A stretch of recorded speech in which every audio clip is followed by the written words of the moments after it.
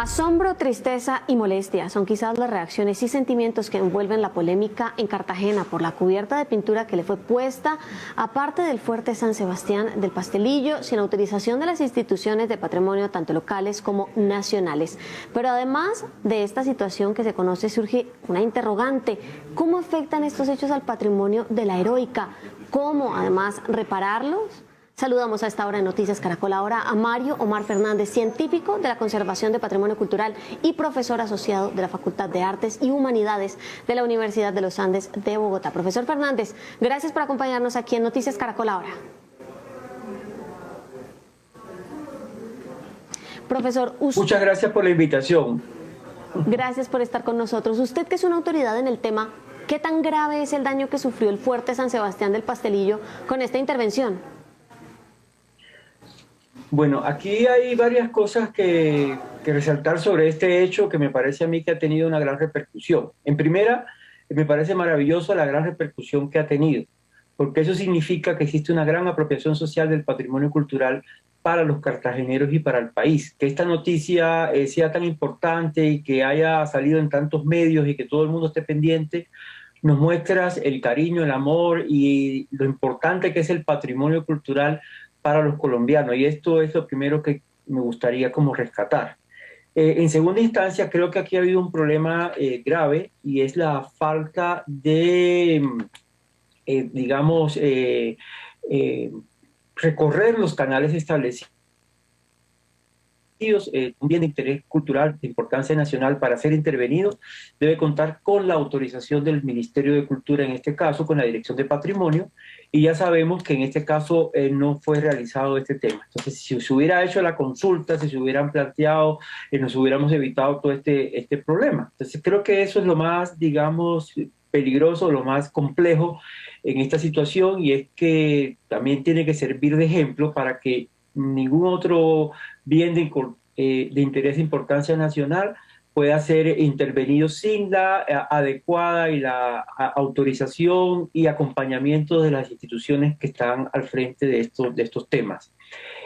Por otro lado, a nivel ya de daño, me parece que quizás se ha sobredimensionado la acción. Les explico, yo tuve la oportunidad en el año 2008 de trabajar en un proyecto que estudió las murallas de Cartagena. Estudiamos 7.686 metros cuadrados. Y las murallas de Cartagena y las fortificaciones son muy complejas porque tienen un conjunto de materiales, tienen piedras coralinas o piedras conchíferas que son sacadas del mar. Y estas piedras tienen diferentes génesis. O sea, y en función de la génesis tienen diferente forma, y en función de la forma tienen diferentes deterioros, y estos deterioros obedecen a agentes externos, como puede ser la cercanía al mar, las horas de radiación solar que reciban, las precipitaciones, el viento, la contaminación ambiental, si están expuestas a lugares donde transita el transporte y demás. Entonces, todos esos elementos hay que tenerlo en cuenta. Pero además, estas murallas, estos lienzos, estas piedras fueron cubiertas con pañetes, o sea, con una argamasa, con un mortero de cal, es una mezcla de cal y arena que lo protegía, y además también eran cubiertos de color. Estas murallas tenían unos colores amarillos, eso se ha estudiado, está más que comprobado, nosotros también lo hemos podido demostrar y tenemos esos resultados. Y es muy significativo que mientras la Cartagena de India, las fortificaciones cartageneras eran de un tono amarillo, las fortificaciones habaneras, yo soy cubano, son de un color rojizo. Entonces, y eso incluso hacía característico de estas dos ciudades que son hermanas en el Caribe. A nivel de la intervención, me parece que no tengo un conocimiento exacto, que esto ha sido muy reciente, de cuáles fueron los materiales utilizados. Aplicar a la piedra un material sintético o un estuco, como he leído, o un material que puede ser, que no puede ser compatible con la piedra, puede generar una serie de daños, como puede ser con el tiempo que crezcan microorganismos en su interior, que se pierda esa porosidad, ya que las piedras también respiran, las piedras también a través de las piedras circula el agua, tanto el agua que entra por capilaridad o el agua de la lluvia, etcétera. Entonces, esto es un cambio que puede romper el equilibrio de los materiales de la muralla. O No sea, obstante, pienso, ¿sí? faltará tiempo en la medida en que ya se hizo el daño, por decirlo así. El tiempo nos dirá Sí, qué tanto fue el daño, porque es que también Cartagena en gran medida fue declarada Patrimonio de la Humanidad por la UNESCO por su cinturón de roca del que usted ya nos estaba hablando y que sirvió como fortaleza de la ciudad para evitar precisamente su toma por parte de piratas y demás. ¿Cree que por este tipo de acciones Cartagena pueda perder ese título? yo no creo. Cartagena cuenta con un conjunto de profesionales, arquitectos restauradores, restauradores de bienes muebles, historiadores que conocen muy bien, y por eso quizás es el malestar, porque este tipo de cosas no debieron ocurrir, ya que Cartagena cuenta y el país cuenta con los profesionales adecuados para asesorar el tema. Yo no creo, y además esto es un tema, hoy vi también algunos videos y vi algunas noticias de que ya se estaba retirando parte de ese pañete o ese estuco que se puso. Entonces pienso que la retirada por una parte y la incompatibilidad que tiene ese material si es un material sintético, cuando el sol le dé fuerte se va a empezar a desprender con facilidad. Yo pienso que el daño no sea tan grave.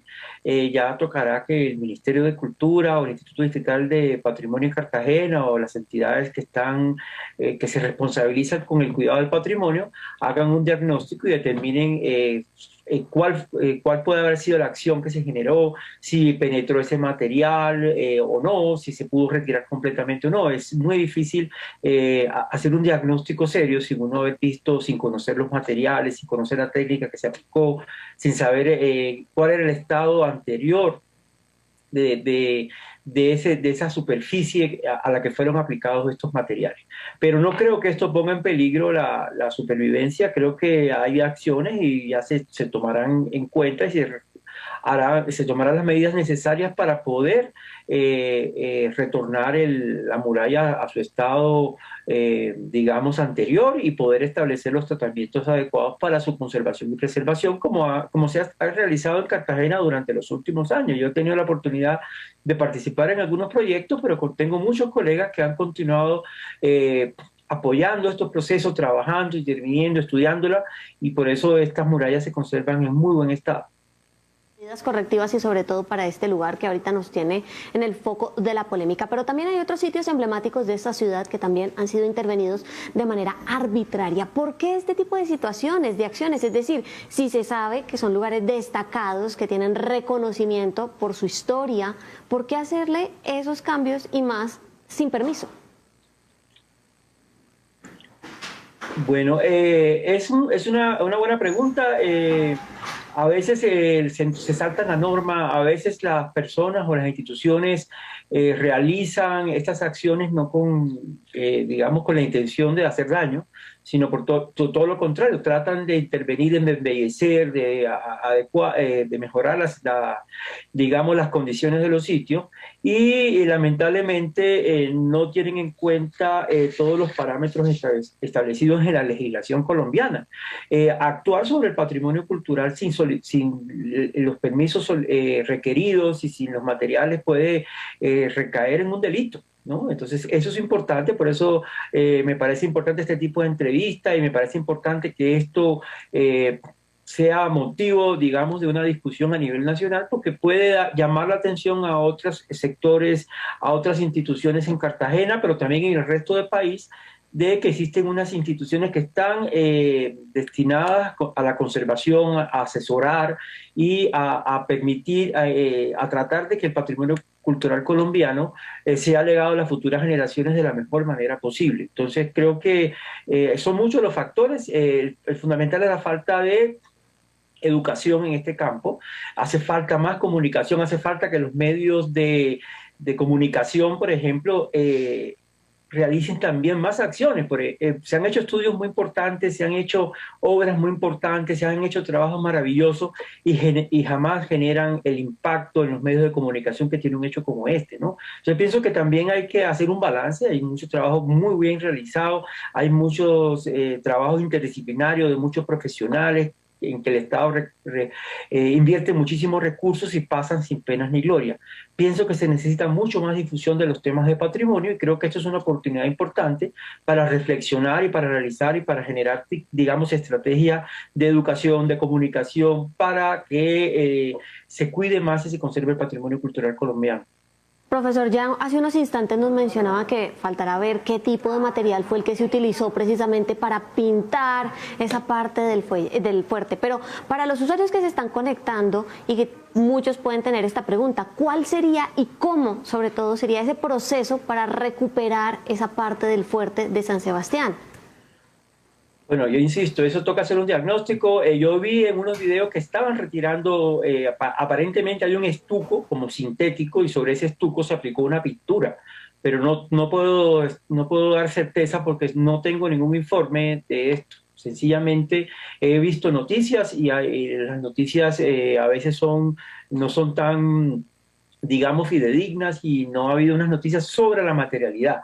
Es muy difícil establecer, digamos, un diagnóstico serio, pero existen profesionales, existen restauradores, existe una serie digamos, de acciones que se pueden hacer para revertir el efecto dañino que podían provocar y ver cuáles son las acciones que hay que tener en cuenta, si hace falta una limpieza, si hace falta más adelante tomar otras acciones, si existe algún tipo de deterioro como resultado de estas acciones, toca también ver cómo se soluciona.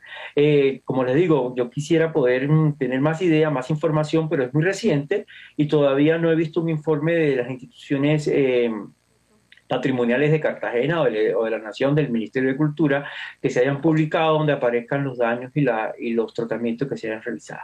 Sencillamente la gravedad hasta este momento es hacer ese tipo de intervenciones sin contar con la autorización de los profesionales responsables de asesorar y de hacer cumplir la legislación colombiana en el cuidado y protección del patrimonio cultural. Profesor, tengo una duda y es qué tipo de daños o afectaciones pueden tener lugares tan antiguos como las murallas. Por ejemplo, hablemos de enfermedades, por ejemplo, hongos. Sí, por ejemplo, eso es muy interesante. Las murallas en su composición tienen tres elementos fundamentales. Está esa piedra coralina, es una piedra extraída del mar, pero esa piedra puede haber sido producida por la naturaleza de diferentes formas. Esas formas también son las que van a dar lugar a los diferentes deterioros. Vemos unas que son muy porosas, incluso vemos los corales muy bonitos. Esas no tienen problemas, por ejemplo, tan graves de humedad, porque ahí entra el aire, se secan con facilidad. Hay otras que son mucho más compactas y donde la humedad se mantiene. También existen ladrillos o tejas que han sido utilizados a veces como relleno o como parte importante de estos elementos, algunos incluso de muy baja cocción, que significa que no tienen una buena resistencia mecánica. Y todos estos materiales eran recubiertos con un pañete. Ese pañete lo que hacía era proteger la piedra de las inclemencias del tiempo, de la temperatura. La temperatura en la piedra en Cartagena puede superar los 50 o 60 grados y esto genera contracciones, dilataciones y fracturas. También aparece el biodeterioro. Nosotros en los estudios, por ejemplo, con los biólogos que trabajamos, ya que en estos estudios trabajaron geólogos químicos, ingenieros químicos, restauradores de bienes muebles, arquitectos restauradores, microbiólogos, etcétera, encontramos incluso que existía biodeterioro al interior de la piedra, o sea que estaban retirados de la superficie, ya que posiblemente los organismos no resistían las altas temperaturas que tenía la superficie. Esta piedra coralina está compuesta de carbonato de calcio y reacciona con los contaminantes atmosféricos, fundamentalmente con los óxidos de azufre o de nitrógeno que se producen en la combustión de los diésel o del transporte y se genera esa pátina negra que a veces hemos visto en algunas zonas de Cartagena, lo que llaman el mal negro, y que también es sulfato de calcio, y eso es otro material que también pone en peligro la piedra. Hemos visto durante mucho tiempo también que hay ha habido restituciones de elementos, hay piedras que han sido sustituidas por otras, hay zonas que han sido pañetadas, hay otras zonas en la ciudad de Cartagena y en otras fortificaciones que anteriormente han sido restauradas y han sido pintadas. Existen normas técnicas, decretos, y hay mucha experiencia por parte de los arquitectos restauradores y los restauradores de bienes muebles para intervenir este tipo de patrimonio. Entonces creo que las condiciones están dadas para que esa situación se revierta y se pueda en muy poco tiempo establecer, digamos, un equilibrio y lograr que haya una fueron intervenida y que no sufra un daño muy agresivo. Pues ojalá En realidad, insisto, sí, profesor, sí, le estaba diciendo que hecho, ojalá el daño sea mucho menor al que pues se puede vaticinar y sobre todo que se pueda arreglar en corto tiempo sin mayores afectaciones a este parte tan importante de la historia y de la cultura en Cartagena. Profesor Mario Omar Fernández, gracias por estar con nosotros en este diálogo aquí en Noticias Caracol Ahora. Bueno, muchas gracias por la invitación.